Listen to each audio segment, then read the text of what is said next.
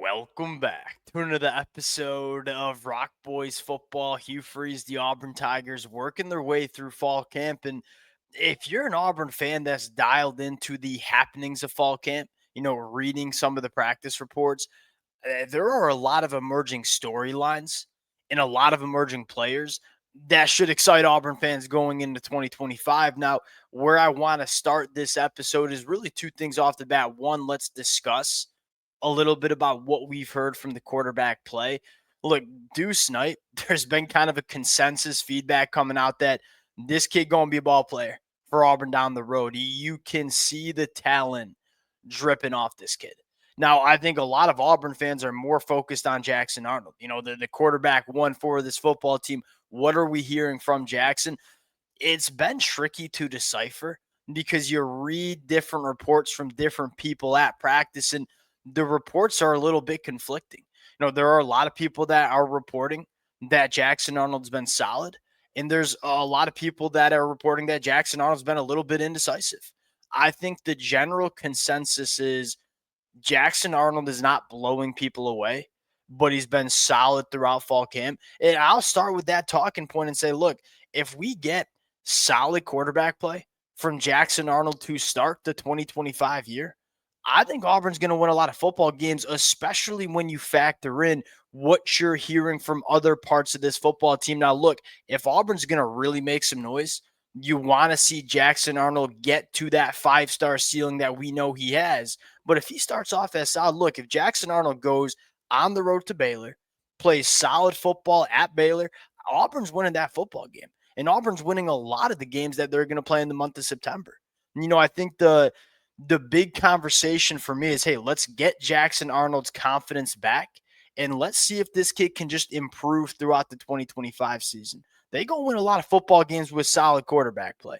If Auburn really wants to make some noise, yeah, Jackson Arnold is probably going to have to take another step in the right direction. The number two thing that continues to pop into my head as I read the fall camp notes, this team has not only championship level talent. I don't think that's groundbreaking news. I think a lot of Auburn fans know that this team has a lot of high-end difference makers.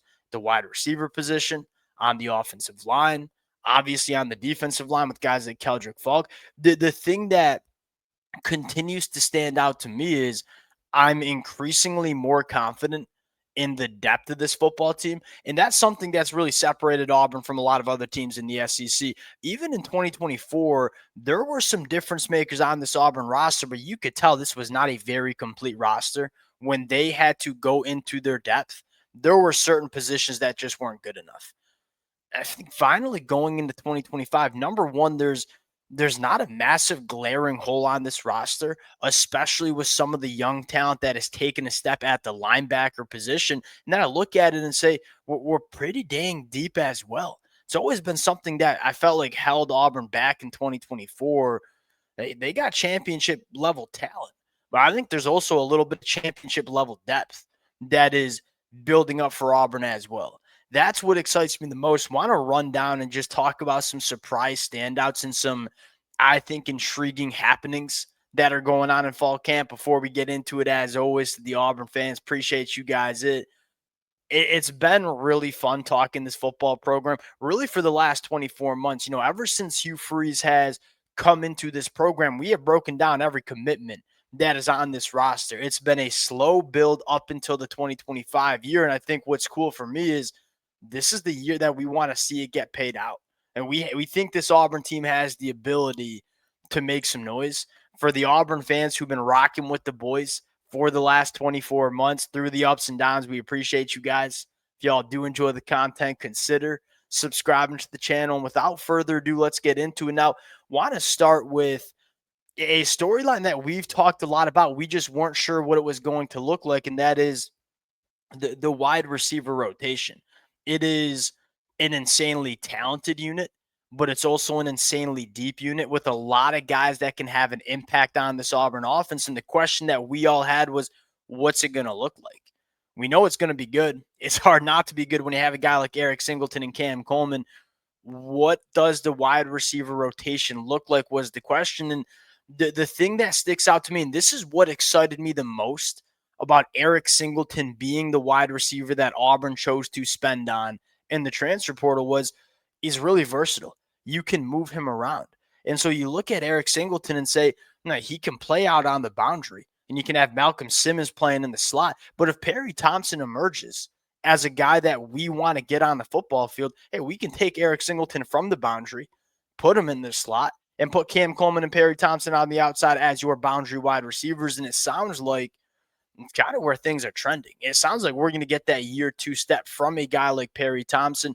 If Auburn were to have gone out and spent their money on a guy like Dan Key, you have a little less flexibility. As good of a football player I think Dan Key is, you can't really move him as a slot wide receiver. And so you're kind of stuck with, all right, Cam Coleman, Dan Key on the outside, Perry Thompson, you're the odd man out. I look at it and say, because you landed a guy like Eric Singleton, that is one of the more versatile pass catchers that we see in the country, it gives you flexibility to get a guy like Perry Thompson on the football field, or get a guy like Horatio Fields on the football field, maybe even a freshman like Sam Turner. You're seeing Auburn be very diligent and say, hey, we got a lot of really good wide receivers that can play. What's the best 3 or 4 wide receivers that we can get on the football field? And Eric Singleton, being that chess piece that he is, it allows Auburn to get their best players on the football field. That's what you're hearing out of fall camp. Number 2, Omar Mabson, is a late addition to Auburn's class in 2025. I think most of the buzz was around Alvin Henderson going into fall camp, going into spring. He wasn't even on campus for spring practice.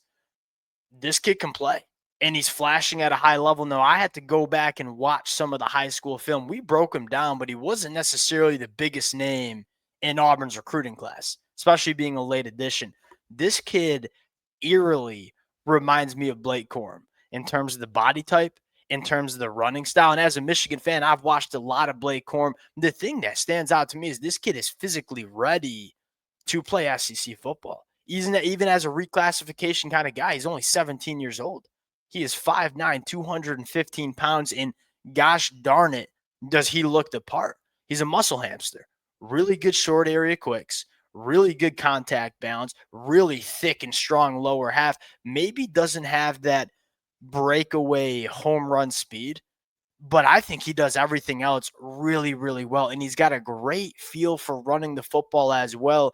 We are still trying to figure out what the running back room and running back rotation is going to look like. I still think Damari Alston's probably the running back 1. When Jeremiah Cobb gets back healthy, he's probably your running back 2. I don't think it's crazy that we see a guy like Omar Mabson push for playing time in the 2025 season. And to me, that's an exciting storyline, because I know Auburn can run the football. I don't know if that's going to be the engine of their offense like it had to be last year with a guy like Jarquez Hunter. I think the engine is probably your wide receivers. I like this offensive line. I know Jackson Arnold can contribute in the rushing attack as well. This should be a team that runs the football well. You're just looking for a running back to come up and kind of take that running back 1 job. Who's it going to be? I don't know. But it sounds like we're hearing some good things from the running back room during fall camp, especially from a true freshman in Omar Mabson. Last storyline on offense is this offensive line staying healthy. Xavier Chaplin really wasn't able to play in spring. That was the big name to monitor. It's like, hey, can Xavier Chaplin come in and play like a top 50 NFL draft pick? Because if we get that from Xavier Chaplin, this offensive line has the chance to be really good, and it's kind of what we've heard. Xavier Chaplin, not only locking down that left tackle job, but being a guy that is dominating during fall camp. So now we can keep Dylan Wade at left guard, which he's never really had the opportunity to stay at his ideal position. We know what we're getting from Connor Lew. We know what we're getting from Jeremiah Wright. Then the other storyline is, look, Mason Murphy sounds like he's come in and won comfortably that right tackle job. You look at the starting 5 and say, there's a lot. This is the most confident that I've been in an Auburn offensive line in a really long time. And not only with the starting 5. Like, I think you got legitimate depth too. You talk about Xavier Miller, Tall Miller. Like, that's a guy that we know we can play at a solid level. I don't think he's going to be a first-team All-SEC guy. But as your third tackle off the bench, feel pretty dang good about it. There are a lot of other programs that barely have 2 starting tackles that they trust, much less a third. I think you have some nice young talent in the two deep as well on the inside. If I'm an Auburn fan, I believe in the offensive line from a starting five standpoint. In this era, it's hard to hold on to your depth. Auburn's done that on the offensive line. That matters going in 2025. And then on the defensive side of the football, I guess the thing that I will really harp on is I think you have championship level talent. I think we knew that. When you talk about a guy like Keldrick Falk, or you talk about a guy like Jay Crawford, Caleb Harrisman, you have some of the better players on defense in the conference, at least in my opinion. The bigger storyline for me is we're hearing all the right things from the guys we needed to hear right things about. It starts for me on the interior of the defensive line. Jordan Crawford going to play. Malik Autry going to play. Jay Hardy. Jay Hardy was a guy that I was not sure if he coming in after the spring was going to be a guy that could play in the SEC. It sounds like he can. Look, he ain't going to be a first team All SEC guy, but a guy that you can rely on for 10 to 15 quality snaps a game. It sounds like Jay Hardy's that guy. We were concerned about the depth in the middle of the defensive line. I don't think we have to be concerned about that anymore. Okay, go look at the linebacker position. You're bringing Caleb Wheatland as a floor-raising linebacker. It sounds like freshman Elijah Melendez is going to play a lot of football and arguably start for this Auburn football team. I look at the Marcus Riddick and Elijah Melendez and say, look, that's a little bit scary because that is a young linebacker room. But from an athletic profile standpoint, juiced up, man. And DeMarcus Riddick and Elijah Melendez are some of the better athletes that you're going to see at the linebacker position that you see across the country.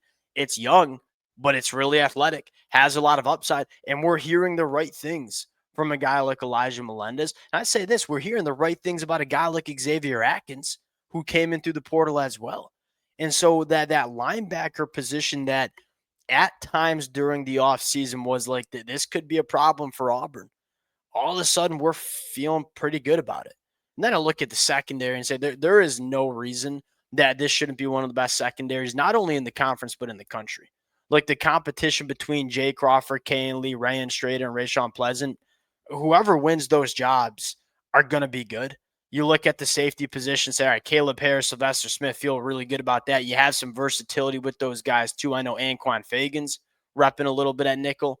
I'm a monster fan of Blake Woodby as a freshman.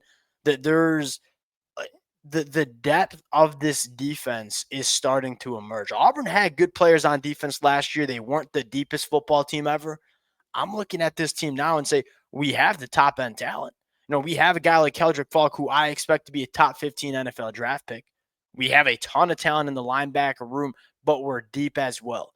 That's the real reason that I think you can believe in Auburn going into 2025, along with the continuity. I think Hugh Freeze finally likes his coaching staff going into 2025. There was a reason that you didn't see a ton of changes at the coaching staff level. I think Hugh Freeze knows I got the roster I like. I got the coaching staff I like.